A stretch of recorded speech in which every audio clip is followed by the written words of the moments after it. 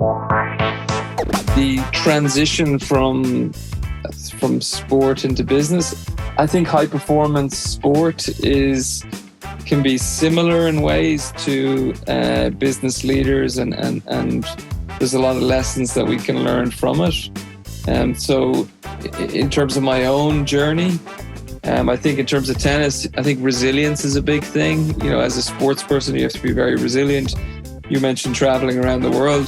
You're traveling around the world, yes. You're playing in a lot of nice places, but you're winning matches, but you're also losing a lot of matches as well. And you have to be resilient in terms of kind of, you know, goal setting and bouncing back from those tough defeats. So I think sport really teaches you a lot around that.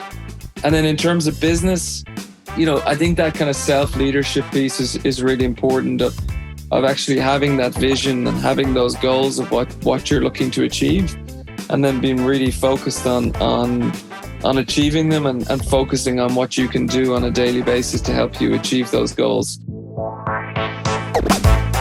This is the Play Your Position podcast, where we huddle up, call the plays, and inspire you to run your ball into the end zone. Are you ready to score more game-winning touchdowns in your life, business, and career?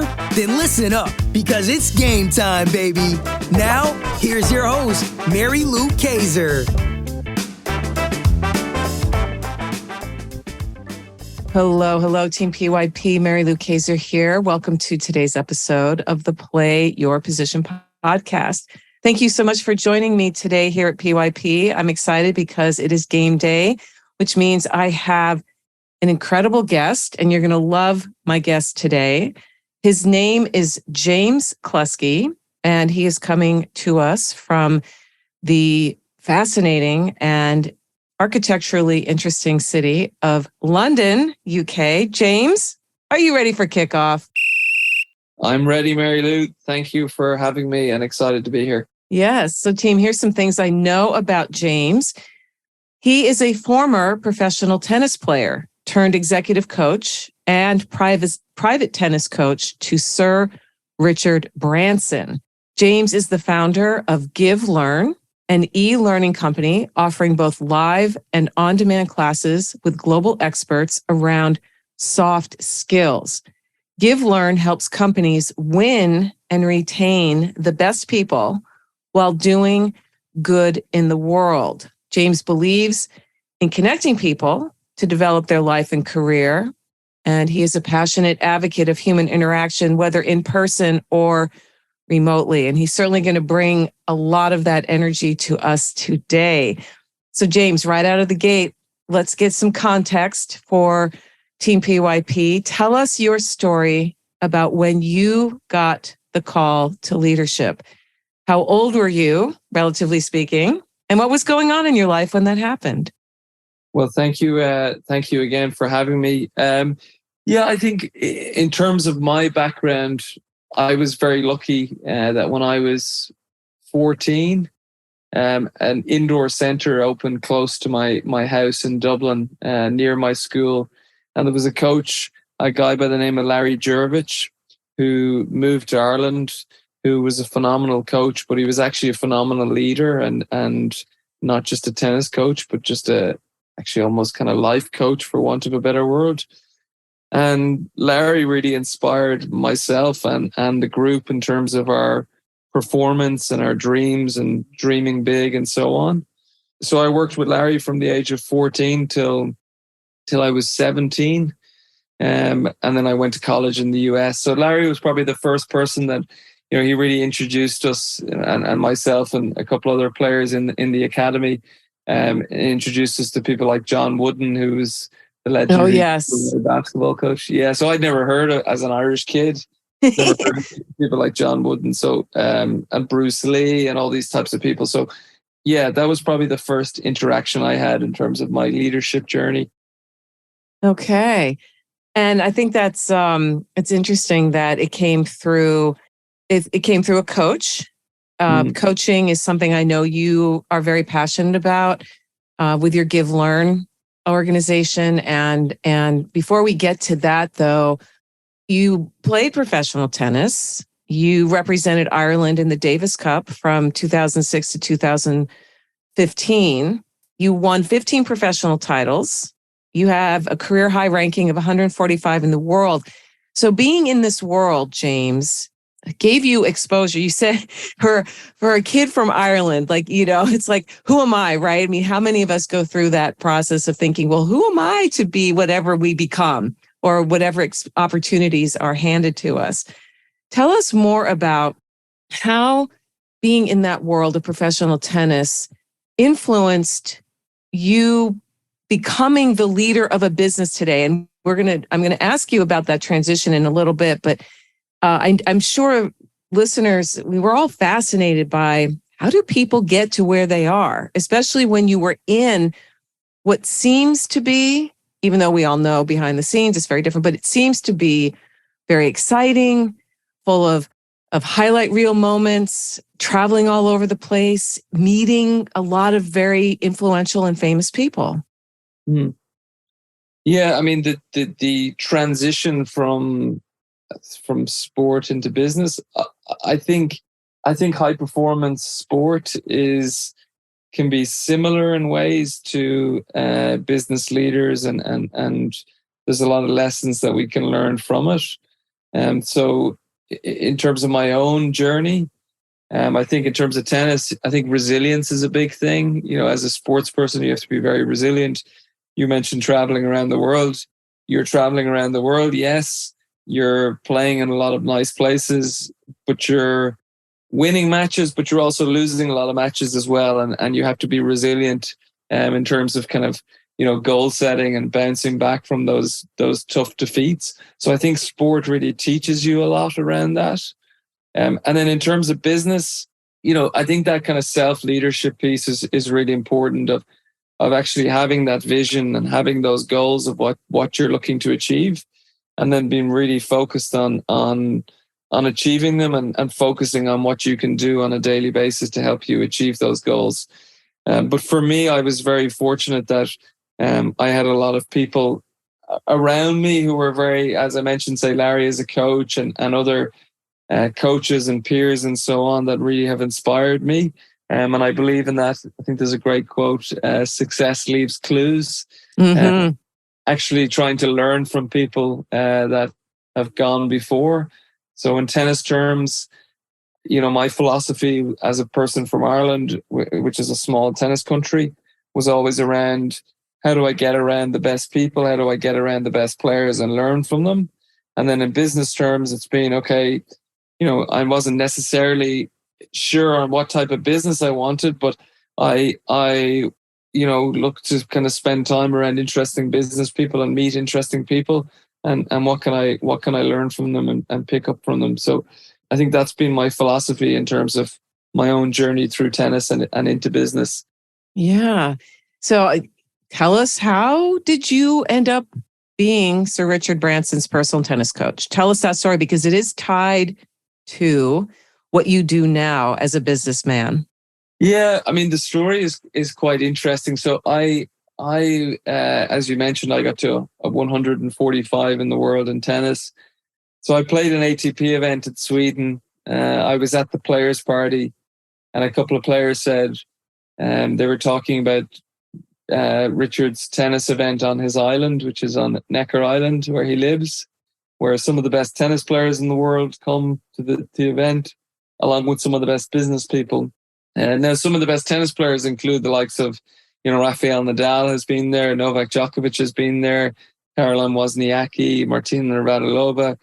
So players from, legends of the game. Now, I wasn't a legend of the game by any stretch of the imagination, but I knew someone connected to the event, but I loosely knew that person.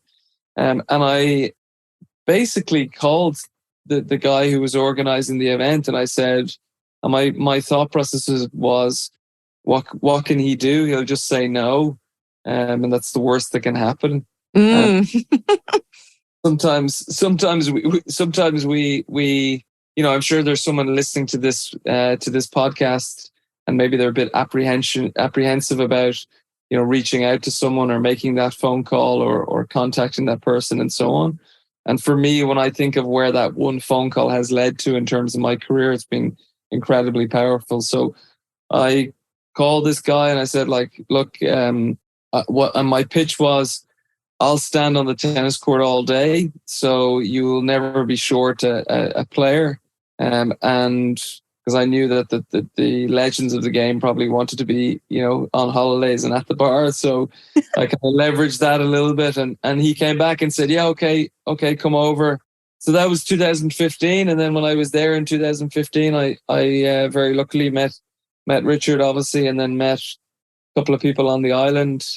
And then I got an email about a month later from the person who was running Necker at the time, and they said, would I come back and coach Richard for a month tennis? And I said yes, and I've been back a number of times to do that, and I've been very lucky to obviously spend a lot of one-to-one time coaching him, but then also to meet the most incredible people with him there as well. So very, very fortunate.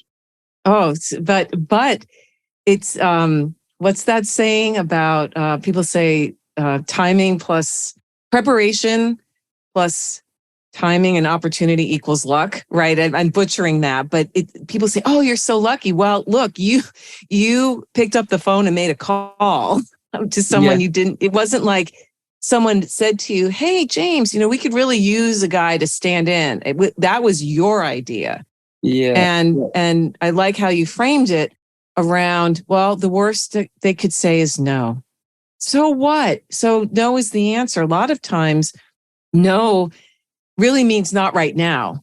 And yes and no are both really great answers. So that is a skill.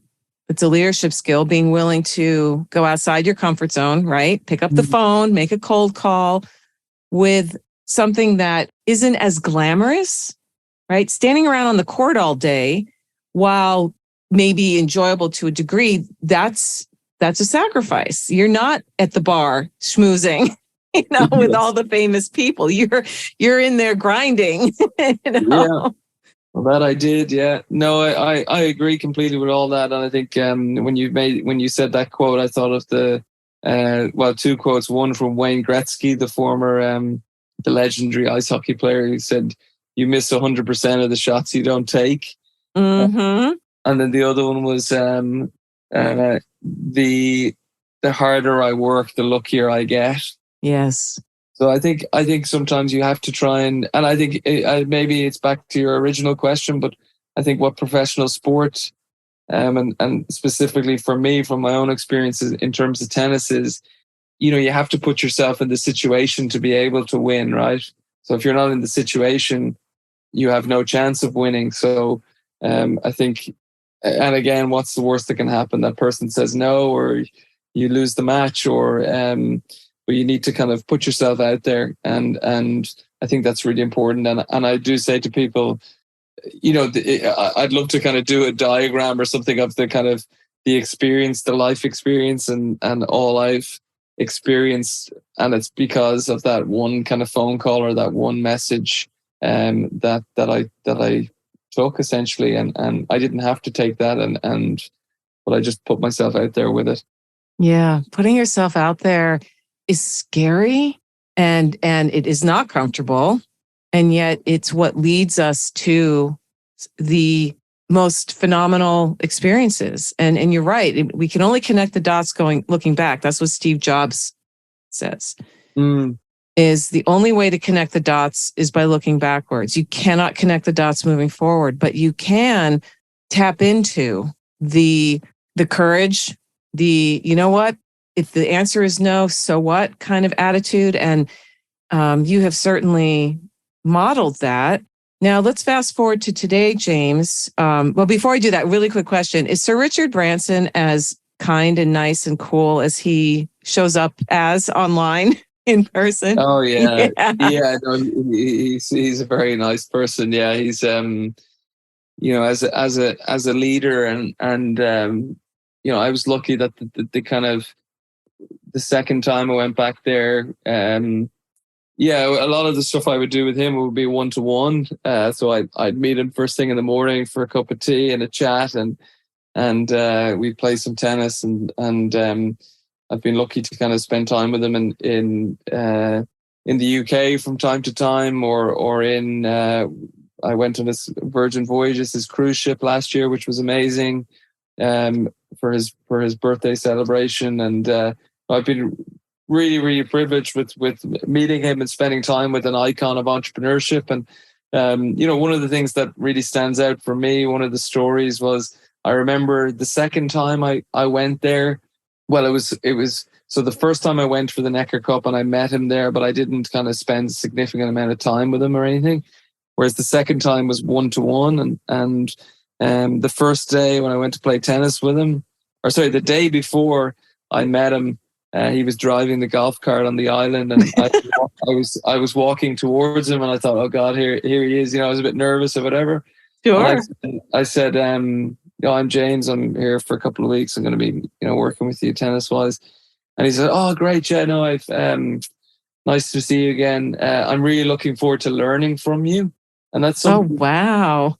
Yeah, that's something that's always kind of stayed with me. And then the next day, so the first morning of practice, I went and we had a cup of tea, and I went out, we started hitting some balls, and I remember looking across thinking, oh my God, I'm playing tennis with Richard Branson here. This is amazing, And then at the end of the practice, and again, he would have known that I would have been probably a little bit apprehensive, but he said, have you got to see the rest of the island yet? And I said, I've seen bits of it. And he said, oh, come on, jump in the golf cart. I'll give you a tour around. So he drives me around and shows me the island, and then says, oh, have you met Joan, my wife? And I said, oh, I said hello to her there yesterday. He said, oh, come on, have breakfast with us. Come up to the house. So it's just and I always think of that with companies in terms of like onboarding new employees and so on, of how just how nice he is in those situations.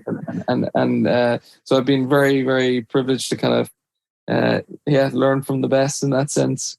Oh, thank you for sharing that story. That's wonderful. It's people like him who are known around the world, who just have had tremendous success, not just from a business standpoint, materially, but his marriage is successful. I know he lost his mother not that long ago, and that was a big hit for him, and how he celebrates her still. And it's heartwarming to hear you talk about him, that he's very human and approachable and kind and generous, and also open to learning. Saying like he doesn't know it all, right? He's not one of these guys that acts as if there's nothing left to learn. He truly lives that servant leadership life. Completely, Mary Lou. And there was one other thing that when you're speaking there, so there's different events on the island where really interesting people come, and it could be about climate change, it could be about leadership, all these different types of events. And I remember one of the events, he said, "Oh, come up and watch." This presenter was on nutrition, and Richard is there with his notebook and he's taking notes, and he's just always curious. Mm-hmm. I think and with me, he would always be asking me questions about Ireland, about different things. So he's just always learning, and I only met his mom once, actually. She was there once when I was there, and she was a really, really nice person. And I remember him telling me, I think she was learning French. I could be wrong in my memory of that, but I think she was learning French or something, and she was like 95, or it was something like. So I think he's probably inherited that kind of quest for learning, quest for knowledge, and not standing still. So. Yes, an incredible icon of entrepreneurship and leadership. Yeah, and you have had the great fortune of learning from one of the best in the world. Yeah. Through him, not just from an experience of, hey, I'm his tennis coach, and certainly I've had many conversations on this podcast over the years with people who are coaches in one capacity or another. And not one of them has ever said, oh, I don't need coaching too. We all need coaches in our lives at various times for various things, because you can't do this journey alone.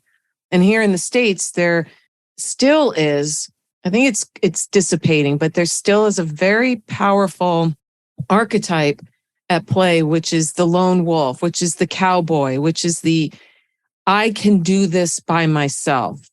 That because it's baked into our Declaration of Independence, right? But nobody succeeds by themselves, and nobody can get better at anything by themselves. Certainly, we can study, we can read a book, we can take a virtual course and do self-study. And I'm not knocking that. I think that's important. But let's transition now, James, into the work you're doing today with Give Learn, and use your experience with Sir Richard Branson to take us through what was that transition like for you, going from the professional tennis world to now you're running a business that has a complete. We help growing companies win and retain the best employees. That's what it says right on your website. So that is a completely different world than the one you had been in. And for people listening who might be thinking about making a leap from what's been familiar to something completely different, walk us through the transition that you experienced with maybe a couple of insights about what it takes to do that. Yeah, no, I think a really good question. I think what you've just been speaking about is that you can't do it alone. And I think that's 100% true. My own personal transition from I suppose professional sport into business, I ended up actually working with an executive coach at the end of my career. Didn't know much about coaching in that sense, and what happened was there was a guy in my tennis club who was a really successful business person who does a lot of executive coaching, and I approached him again. That kind of all the person can do is say no. I approached him, and he's a big tennis fan, so we had this relationship where I would coach him tennis, and he would coach me business. So that worked quite well. And I remember the transition for me was, I think it's in some ways it's personal to me, but I think it's relevant to people in terms of their own transition from whatever they're doing and want to do, etc. So I knew that I could coach, I could walk into a tennis club and I could coach 70 hours a week if I wanted to coach on the tennis court. But I had this burning desire that I wanted to do something different. I always I read a lot of books when I played around kind of entrepreneurs and sports people and so on. So when I worked with Stephen, the coach, what I kind of worked out was, okay, I can coach a certain number of hours every week tennis wise, and that will pay my bills and help me live and so on. But actually the other hours in the week I'm going to dedicate to meeting people for coffees, going to interesting events, listening to different topics I don't know a lot about. And that was kind of, I put that as kind of development time.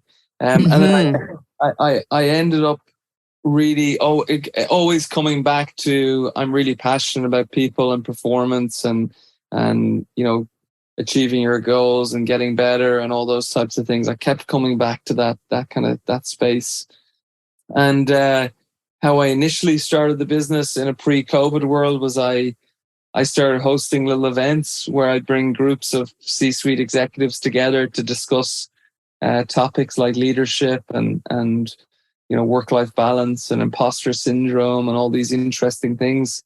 And from that, then I was doing my executive coaching qualifications, and then then a lot of these companies started inviting me in to do work with them.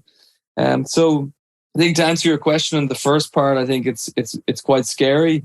It's quite daunting. The comfortable thing is to do what you've always done in terms of, say the tennis piece. Like it's like putting on a comfortable pair of shoes. You know how it feels. it's easy and so on. But actually getting out of your comfort zone, that's where and stretching yourself, that's where the magic can happen as well. So I kind of backed myself that I'd figure it out. And yeah, so I think that was the kind of transition piece. Now, I think I also think I had a couple of false dawns as well. So I don't want to say that it was complete smooth sailing, because it wasn't. And I think as a tennis player, it's very clear on, this is the mountain that you want to climb. Your ranking is this, and you want to get here, and you're looking at that mountain and you go and climb it. But actually, when you transition out of a sport and you're looking at the next phase, it was quite hard to find what that next mountain is, and what I actually wanted to go and climb. And I've really found that with Give Learn, in terms of the learning platform, what I'm doing now. And I feel like a tennis player, and I feel like I'm hustling away, and I feel like I'm back to being a sports person in essence. So I hope that kind of somewhat answers the question a little. Yes. A beautiful metaphor, by the way. You were in a structure, the world of professional tennis. You didn't create that container. You entered it and maneuvered within it. It's halftime here at the Play Your Position podcast, and we've got ourselves a great game. While you're up grabbing another snack and topping off your favorite beverage, make sure to subscribe to the show so you never miss another play. PYP is available on Apple Podcasts, Spotify, and wherever great podcasts can be found. Now, let's get back to the game. Going out on your own, although other people have done it, it's not the same. You're entering a lot of unknown territory, and oftentimes without a map or a compass. And you do stumble around because, one, it's unfamiliar. And I like that you've emphasized you sought out people who could help you navigate, because it can be so easy to just give up and go, well, I'll go back to what I already know, to take comfort in the familiar, but not be happy or satisfied, because that's not really what you wanted. You also brought up a really important point, and that is you kept coming back to this desire you had for what you're doing now. As you were thinking about, well, what might I do? You probably had some passing fancies pop in and out of your head, but this kept bubbling up to the surface. Is that what I heard you say? Yeah, completely. Yeah. Yeah. And so I want to just point that out, team, because a lot of times we do know, we have that intuition, that sixth sense about something, but it's so easy to tamp it down in the busyness of day to day, and also what's familiar, that but I'm already good at X, or I've had so many years doing Y. I'm so close to being able to, retire in air quotes. But because we're living longer, and you look at someone like Sir Richard Branson, who is phenomenally fit, he's in his 80s, he's sharp as a tack. Oh, he's in his 70s now. I think he's in his 70s. Oh, excuse me. Oh, I'll have that edited out. He's in his 70s now, but he's such a phenomenal example. And these people that you have gathered, again, on your website, and team will, James will share this a little bit later. Your whole reason for doing this is because companies are having trouble retaining employees. I want you to talk about that from a leadership perspective, James. What is going on? Why is there such a problem around retention today? Yeah, no, it's a really interesting question as well. I think, during COVID, we talked, the research was, and the studies were around this thing called the Great Resignation, where people were obviously leaving companies in droves. It's also evolving now into, and other people talk about the Great Reevaluation as well. Ooh, I hadn't heard that one. Yeah, and the other thing that people are talking now that's really coming to the fore is this thing called quiet quitting. So where people are not necessarily leaving the company, but they're basically leaving in their head in essence. So they're doing the bare minimum in their jobs. And I think people, I think COVID was a big thing in terms of people actually reevaluating what they're doing in their life. And if you look at kind of younger generations actually looking more in terms of the purpose of the company and what the company is actually doing and what it's about. And also research showing that people want to feel valued by their companies. So they want companies to invest in them and see them as people and not just kind of products. So, companies have had challenges around in terms of retention and engagement and all those types of things. And I think in terms of what I'm doing with Give Learn and our online learning classes from presenters and courses from all around the world, I think we're adding a lot of value to companies with that. So we offer classes all very much in the soft skills space. So things like leadership, presentation skills, communications, building resilience, all those types of areas. And I think sometimes we focus heavily on technical skills, but actually those softer skills are the things that can really help us excel in our career. So, and then the second piece of that is actually doing good in the world as well. So I want to create a company that's for profit, but does good in the world as well. And what we do is we reward engagement.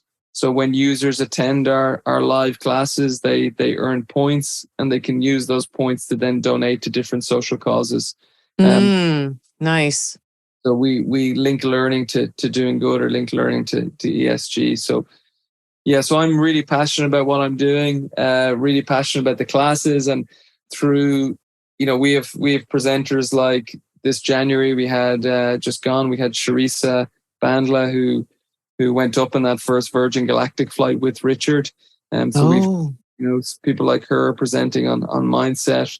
And we have people like a guy called Kurt Long, who's a rocket scientist and entrepreneur who scaled a couple of businesses, who did a session on the topic of listening. And so really interesting people and lots of key takeaways for people to learn and take into their personal and professional life. Yeah, I mean, I'm on your learning library page, and again, team, there'll be links to givelearn.net on James's show notes page over here at pyppodcast.com. And I mean, you have things like the Olympic mindset, raising your horizon, your personal brand, art of communication with the listening, like you said, executive presence. These are things that you have to seek out to learn because they're certainly not baked into our school system yet.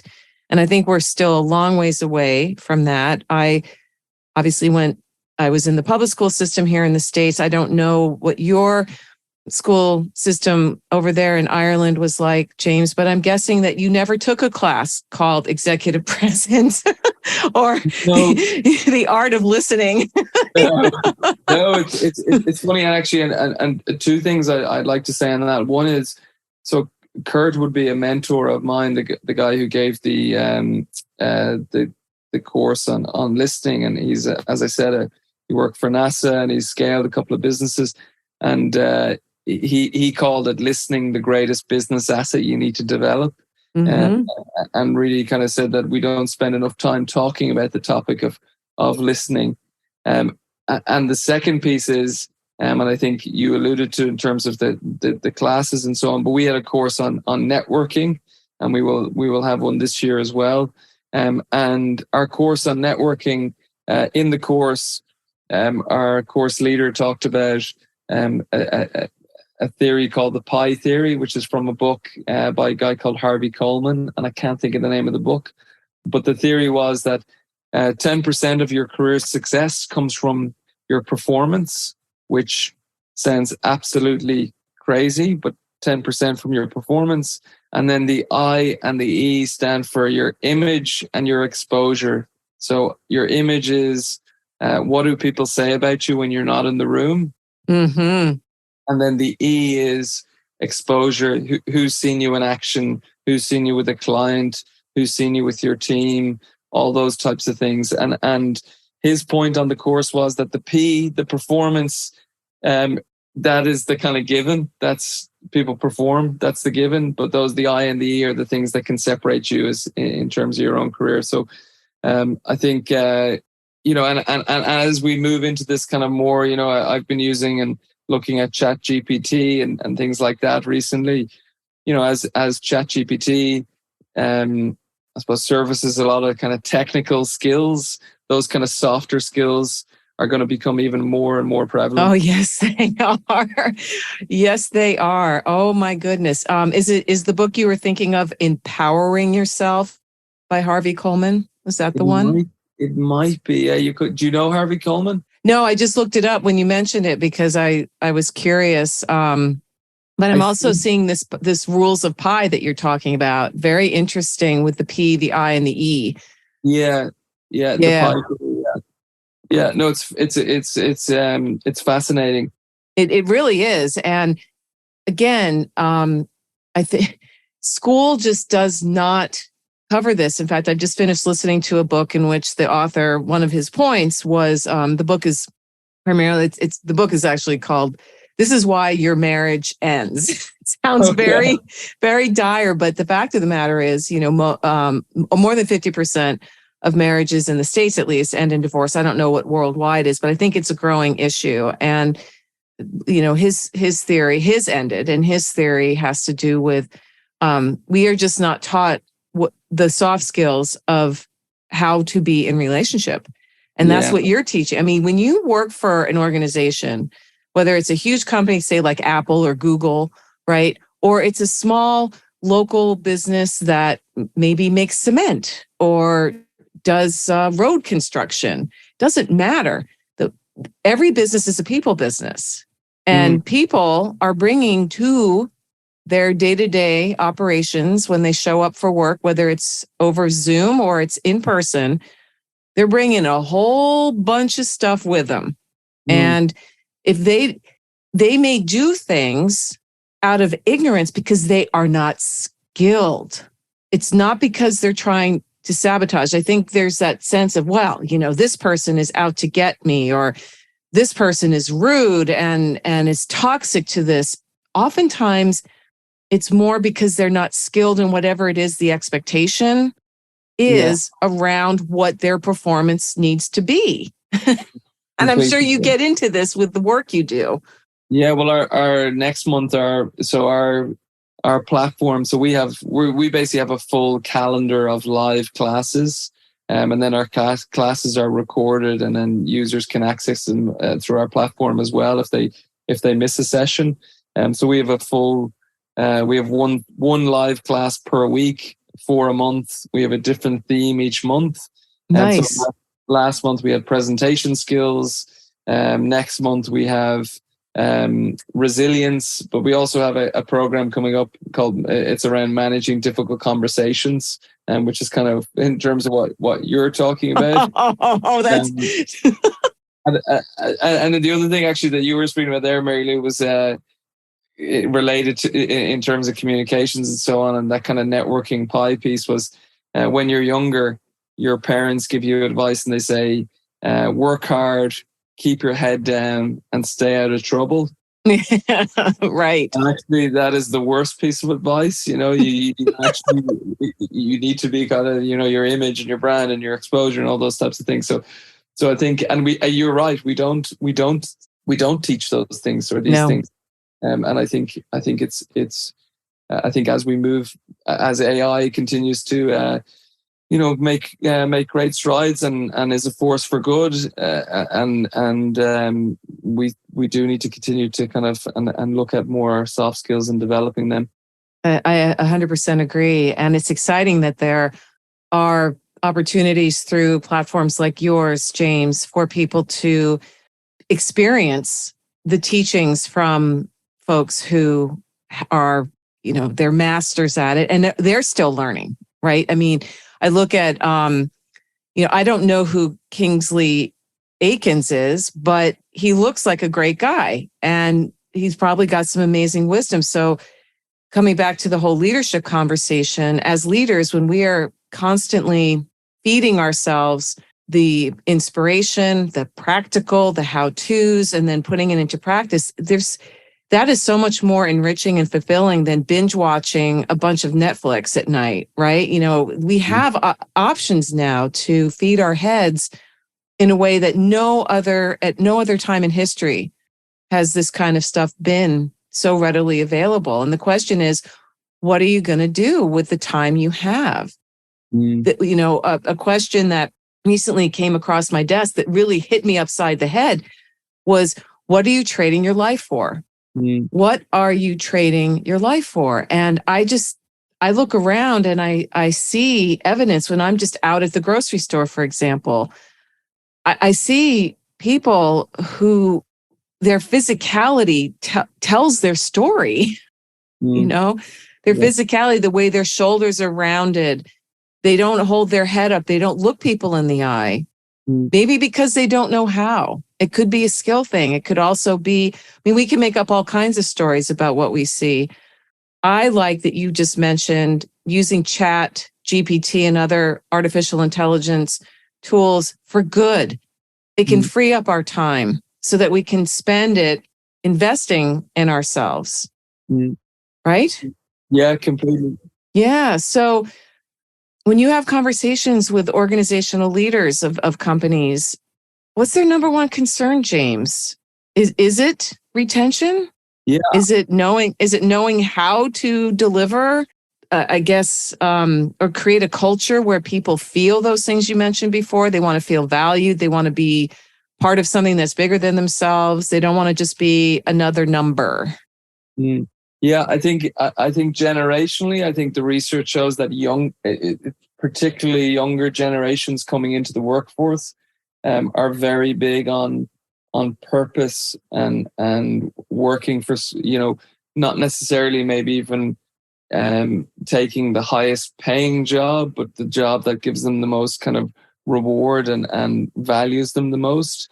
I think, and then wider conversations with companies. It is around it, and it has been around kind of keeping the best employees and valuing them and looking after them. Those are the things that really come up for organizations.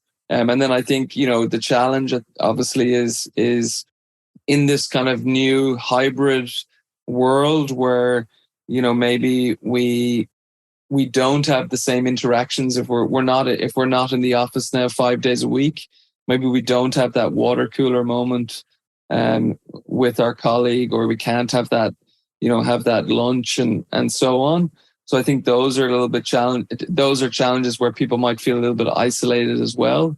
But if you kind of come back from all that, I think for me it's around valuing people and people feeling that their careers are being invested in, and that they have progression and they have a journey to go on within the company. And on our leadership course, our course leader talked about work-life integration, and actually how it's work and life it's not work-life balance. It's not separate now. It's all integrated, right? Yes. So we need to integrate that. Work is life, life is work, and so on. And people need to feel like that they're on a journey in terms of their personal and professional development, and that they're going somewhere and they're striving for something. Wow, I like that framing. It's different. It's a new way of thinking about how we think about what we do all day. I was going to say, Mary Lou, on our my parents' generation, they would go to work, finish work at 6 o'clock or whatever, come home, and they didn't see work until the next day. Whereas now, obviously, we're either working from home or we have a connected device where we're maybe out with friends and we get an email because something has happened to client. It's all interlinked, and there's positives and negatives to that. There's a lot of positives, but there's also a lot of challenges as well. There are. So I think that's something to be conscious of with people. It is. The model has changed. There are a lot of different options now. There are still jobs, industries, if you will, that fit into what you just described, where people can come home and shut the door and may not have another interaction, but they're becoming less and less. Mm. Even in more traditional work like the trades, especially if you're an owner, you may get an email, like you said, or a text outside of working hours because a client has a question, or I think of my brother who runs a construction company, does a lot of home remodels. A client says, "Hey, these are the cabinets I want," and they send it at 8:00 at night. That conversation didn't happen at 3 p.m. Well, it's on their time. And so there is that adjustment that we have to make, which circles back to the work that you do with Give Learn, is invest in yourself so that you gain skills that will help you with that pie. I'm going to put an image of that pie on your show notes page, James. I think that's an interesting way of thinking about it. And you brought it up, and I think it fuels a lot of what you do, because you are about high performance and you are about helping companies with a very urgent problem, which is how do we keep our people that we have trained, that are good people, that want to show up and bring the best of them to our larger mission and certainly the bottom line. Yeah. So as we wind things down here, it's been such a great conversation. What are a couple of books that you personally have found instrumental on your leadership journey?